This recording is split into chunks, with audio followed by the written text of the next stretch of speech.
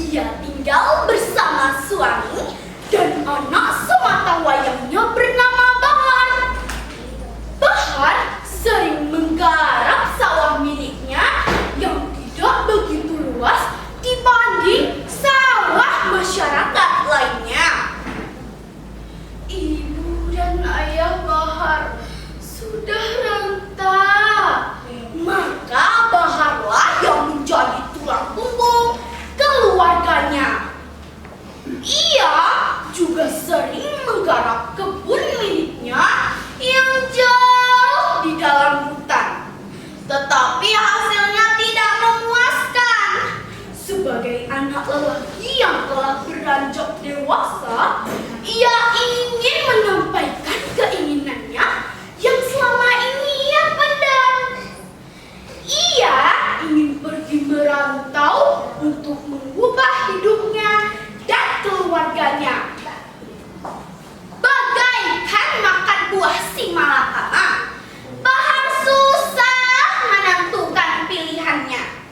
Bertahan di kampung atau pergi merantau meninggalkan kedua orang tuanya.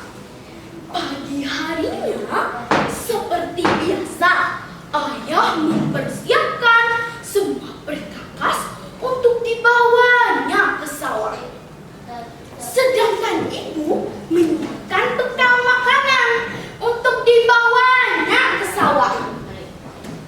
Mereka setiap pagi selalu sarapan bersama. Inilah kesempatan Bahar untuk bicara pada kedua orang tuanya. Ibu, ayah, ada yang mau saya sampaikan. Apa nak?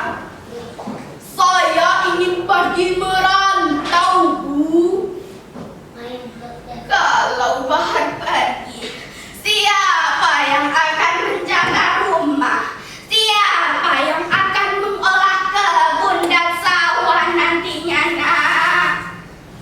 Di situ saya tidak akan lagi mengangkat cangkul, tetapi saya akan berdagang, Bu.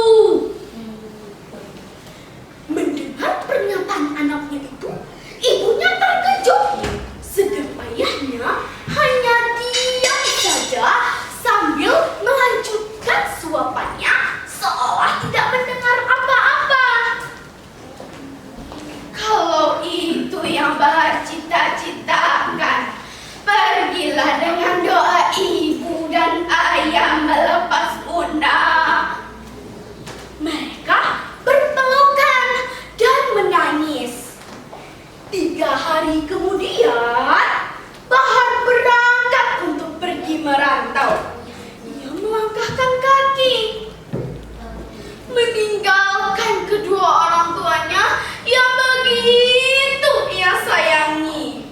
Sedang ibunya hanya menangis meratapi perpisahan itu.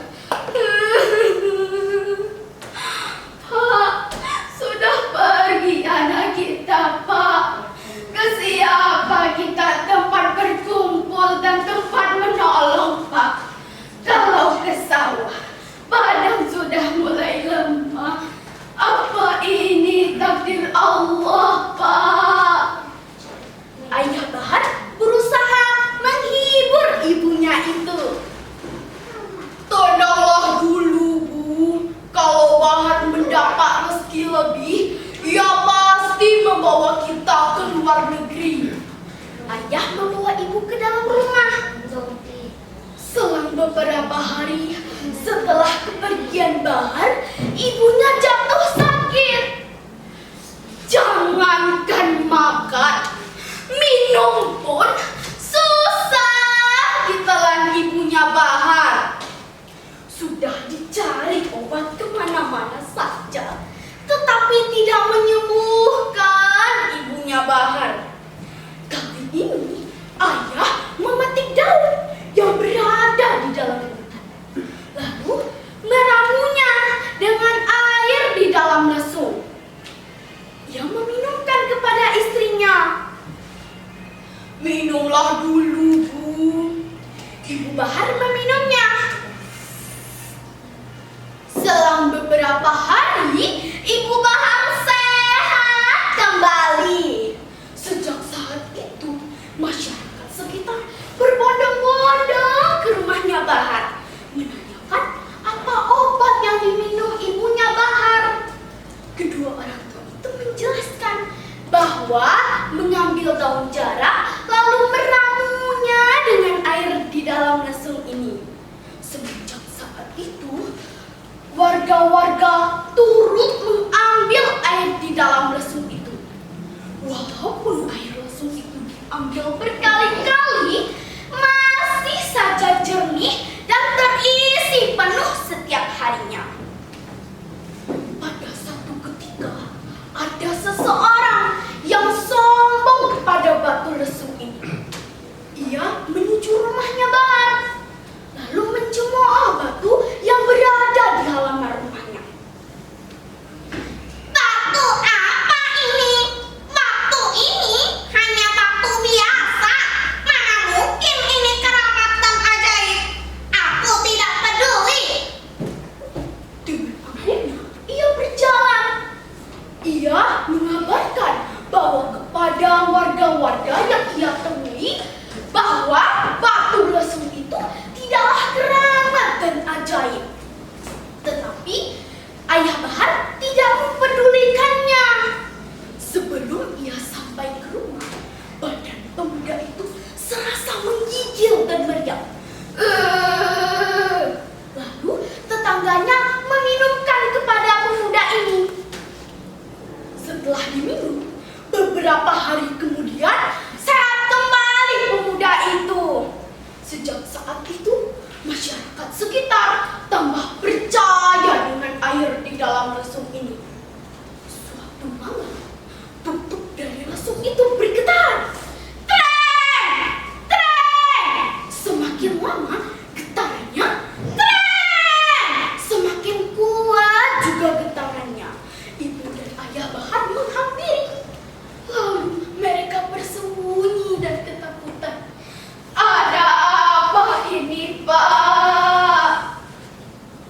Tenanglah dulu, Bu. Setelah mereka bersembunyi, bunyi itu langsung hilang seketika. Pagi harinya, mereka mendapat kabar bahwa anak sematawayang mereka yang bernama Bahar meninggal di perantauan. Ibu mereka menangis. Ya ampun, Nak. Kau pergi dengan niat suci. Pulang hanya nama saja, Nak.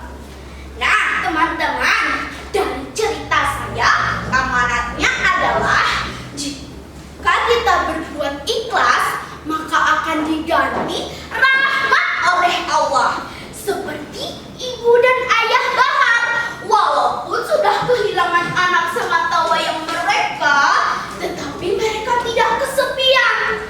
Karena apa? Karena mereka memiliki batu lesung yang amat keramat dan ajaib dan selalu dikunjungi orang. Sekian, terima kasih. Assalamualaikum warahmatullahi wabarakatuh.